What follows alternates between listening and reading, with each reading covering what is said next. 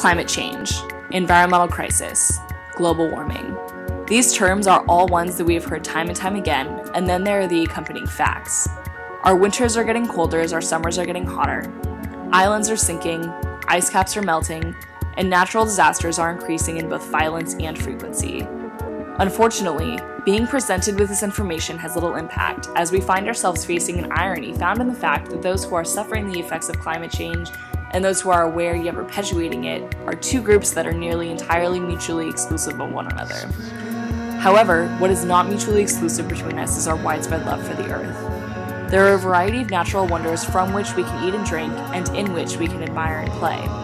But while we are appreciating these aspects of our planet, it's easy to forget that above all, this planet is a gift, and our generation is not the first to receive it. The Earth has been passed down from generation to generation before us, and yet just in the past several decades, we've seen environmental problems increase at rates tenfold those of the years before. Who are the people that see those effects the most? Residents of countries closest to the equator.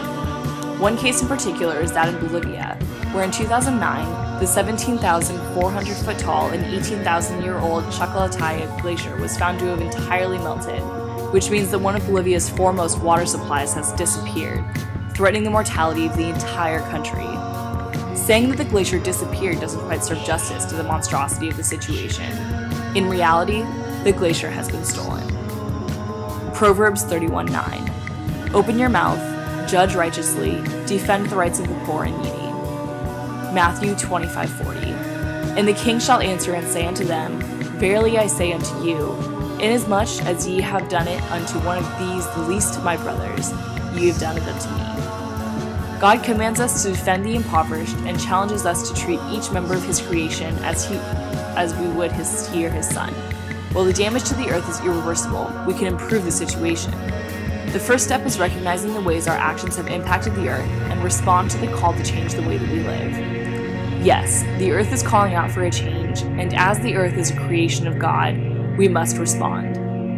It has quite literally become our vocation as a society to undertake this challenge. We must consider that the earth is not ours to ruin, and by dishonoring it, we do a great disservice to our fellow man. By respecting and loving God's creation, you prove your love and respect to Him and His will. Reflect on what prevents you, individually, from not taking action.